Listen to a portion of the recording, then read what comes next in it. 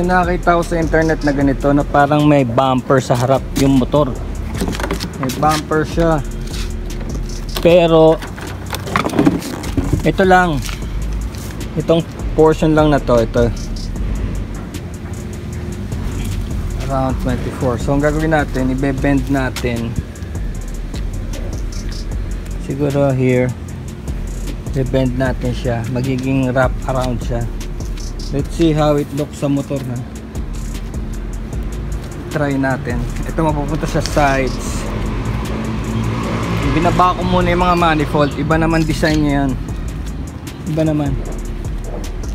Tapos ilalagay natin doon sa bike na yan, sa CB. Sa CB natin ilalagay. Yan, dyan. Kare-register lang yan eh. Kasi July oh. So anong register ko, sinauli ko muna lahat ng mga standards na pipe at saka yung manifold tinanggal ko muna. So ngayon bare na bare to. Hindi ko malaman kung sasauli ko yung manifold, pero tapos na yun eh. Lumabas na sa media. Doon sa ibang panahon naman. Of course, here's the beer bike. Here's the bicycles. So yun ang gagawin natin. Kukunin natin yung cutter. Here's the Vespa S125. Kunin natin yung cutting blade, tapos